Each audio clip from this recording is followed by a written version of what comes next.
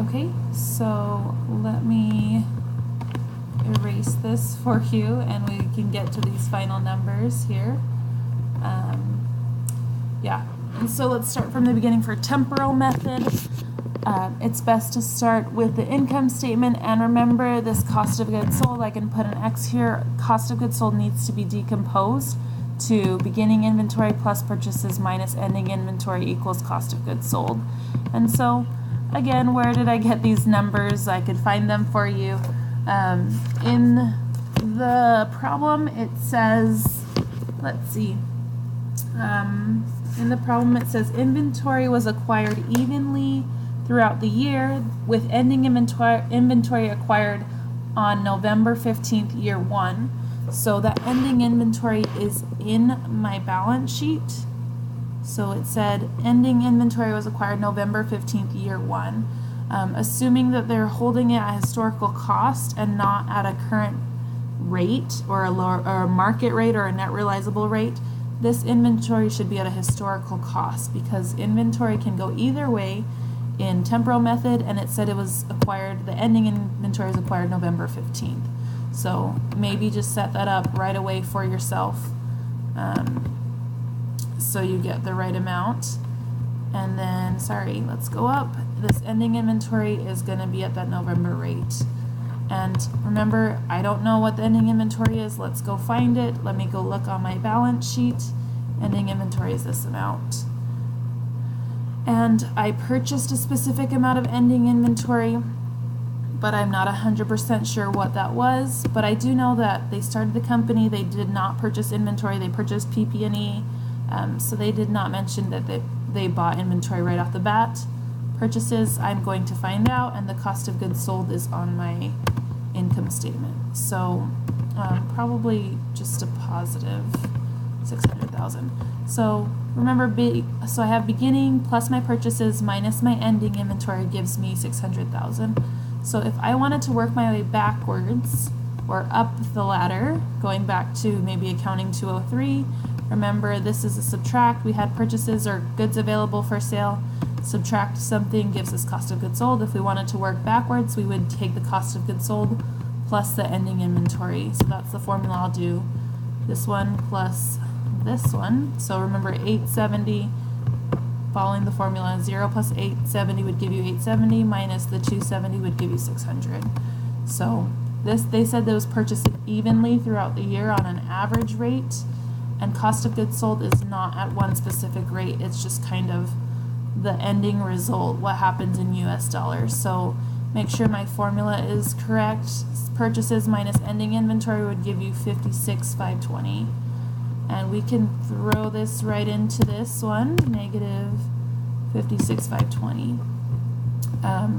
Most of the items on the income statement are at a average rate, an average rate, but remember, depreciation follows around its parent, so we need to be careful with that.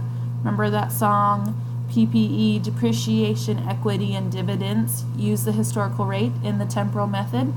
So let's start with our average for sales. Nothing for cost of goods sold. We already have this number here in this breakdown decomposition of that cost of goods sold. PPE depreciation has to be at a historical rate. They bought this PP&E right on inception date, right on the beginning of this investment. So we need that beginning historical rate.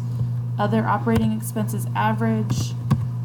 Income tax is at an average. Everything else should be average. So straightforward everything else. Remeasurement loss, not quite sure of yet. Maybe I had put that in already.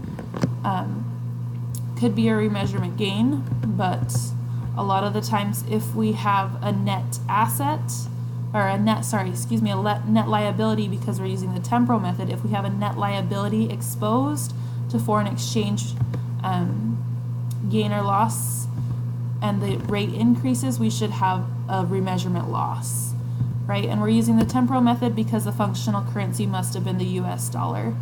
So, and that was given in the problem. Functional currency is the US dollar. We're using temporal method, and we should have a remeasurement loss. So this looks like our net income. We'll pull this down. previously, like we did with the current method, I think there was an error in the last video, but this is the retained earnings. PPE, depreciation, equity, and dividends. This is our dividends at a historical rate. Those were paid June 1st and December 1st. So go back to our June 1st historical and our December 1st historical. Oh, my mistake.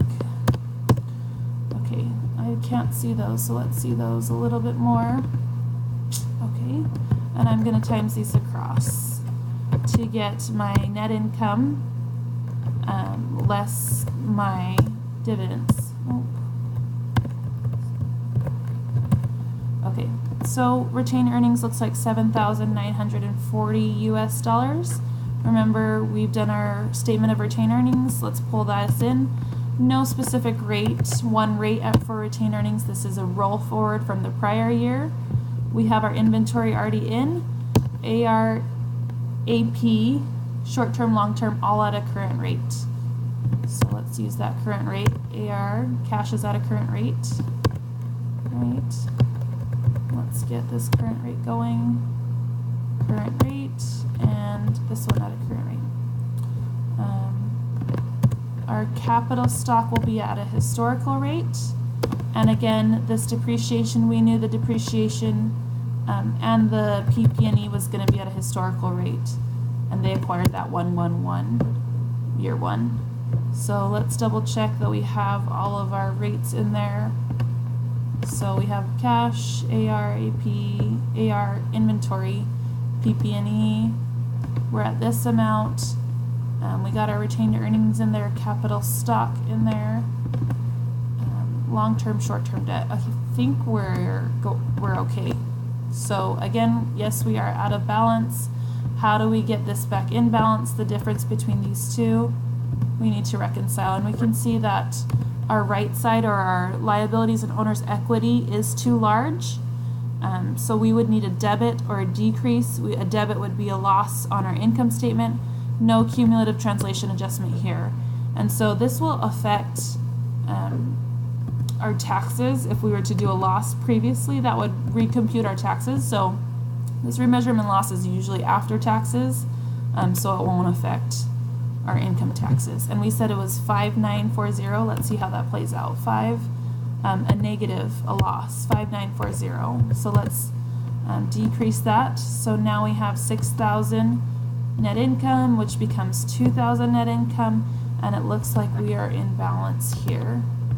So we're in balance with that remeasurement loss. So that is your $5,940 loss from doing business using the temporal method, having a subsidiary that's just an extension of yourself, and their functional currency is the US dollar.